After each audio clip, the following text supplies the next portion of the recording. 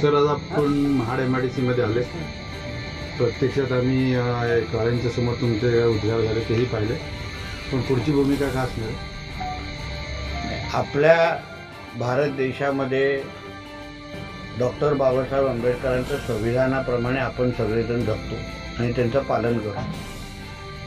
आणि आपल्या राज्यामध्ये गौहत्याला बंदी आहे आणि आमच्या गौरक्षकावर जे काही दिवसा अगोदर हल्ले झाले, त्या हल्ल्याची बाबतीमध्ये जी मला माहिती माझ्या इकडच्या हिंदुत्ववादी कार्यकर्त्यांनी दिली आणि पोलीस ज्या पद्धतीने गौरक्षक किंवा गौहत्या थांबवणाऱ्या गौरक्षकांवरच कारवाई करण्याचं काम सुरू आहे.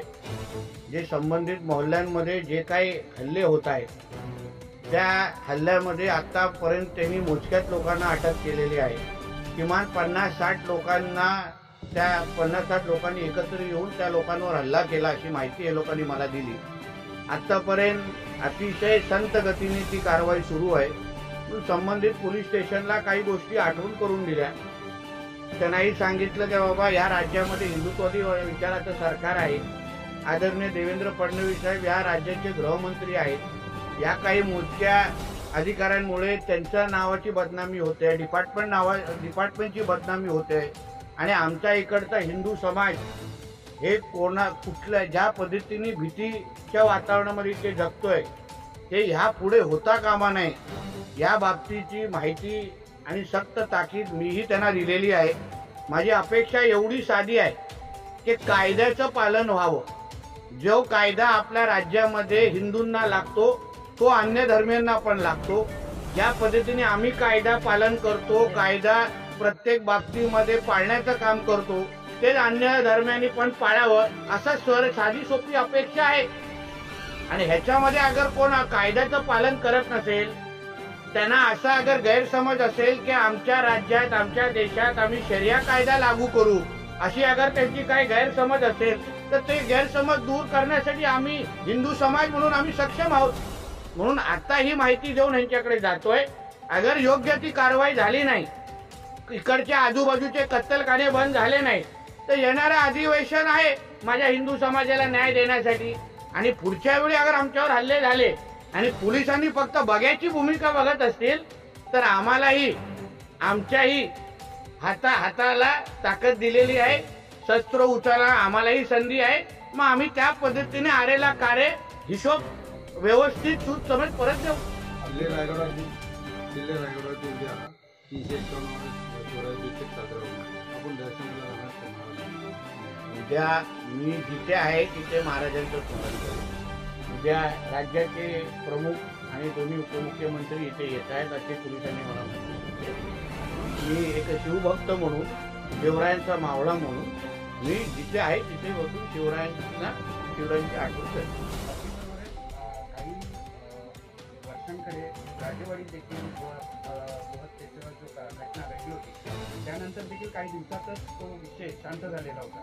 कारण लोकसभेचे मतदार किंवा निवडणुका जवळ आलेल्या, त्या निवडणुका जवळ आली, त्यामुळे कुठे ना कुठेतरी विषय बंद झाला, हे काही नागरिकांचं म्हणणं आहे. आणि त्याचप्रमाणे आता देखील विधानसभेचं देखील निवडणुका जवळ आलेल्या आहे. त्यामुळे आता ईशाने कांबळे ह्या ठिकाणी देखील गोहत्याचा जो प्रकरण आहे, घटना ही बाहेर आलेली आहे. हा देखील विषय तसा शांत होणार का, काय सांगा? तुम्ही स्वतःच्या डोळ्यांनी अनुभव घ्या. विषय शांत होतोय काय तापतोय हे आता पोलिसांवर आहे की किती कारवाई करतात. आणि त्या मोहल्ल्यांमध्ये जे काही जिहादी काही राहतात त्यांना कळलं पाहिजे की आम्ही हिंदू म्हणून आम्ही अगर काही गोष्टी शांत पद्धतीने घेतो, संयमाने घेतो, म्हणजे काय आमचे हात बांधले गेलेले आहेत असं कुठे लिहिलेलं नाहीये. आम्ही संख्येनेही जास्त आहोत आणि आम्हाला जास्त हिंमत पण दाखवायला येते. शेवटी शिवरायांच्या महाराष्ट्रातून आम्ही येतो. व्यवस्थित पद्धतीने चोख उत्तर द्यायला आम्हालाही येतं. म्हणून येणारा काळ ठरवेल या प्रकरणाला किती कोण कसं तापवतो आणि कसा न्याय मिळवून देतो. नाशिकमध्ये देखील बजरंग दलचे कार्यकर्ते हल्ला झाला. जिथे जिथे आमच्या आता ही काय जे उन्माद वाजवण्याचं ते काय काम सुरू आहे ना, लोकसभेच्या निकालानंतर जसा हिरवा गुलाल उडवला गेला, यांना वाटतं की हे हिरवा गुलाल उडून हे लोकांना कोण उद्या वाचवायला येणार आहे. आमच्या राज्यात राहायचं असेल, आमच्या हिंदू राष्ट्रात राहायचं असेल, तरी ते भगवा गुलालच उडवायला लागेल. आणि हिरवा गुलाल उडवायचा असेल ना, तर त्यांचा कसा कार्यक्रम करायचा आम्हाला चांगल्या पद्धतीने माहिती आहे. आप देख रहे थे मेरे साथ मेरा महाराष्ट्र लाइव, सच के साथ जनता की आवाज़। ये थे नारायण राणे रायगढ़ में प्रेस कॉन्फ्रेंस में। उन्होंने कहा कि कत्ल खानों में घुसकर हम गौ हत्या करने वालों की खबर लेंगे। आप इस खबर को किस तरह से देखते हैं, आप हमें कमेंट कर ज़रूर बताएं। किसी भी न्यूज़ या विज्ञापन के लिए हमारे मुख्य संपादक मिर्ज़ा इदरीस बेग को कांटेक्ट करें और अपने सभी व्हाट्सएप ग्रुपों में इसे शेयर करें, लाइक करें और कमेंट करें। सब्सक्राइब करना ना भूलें। धन्यवाद।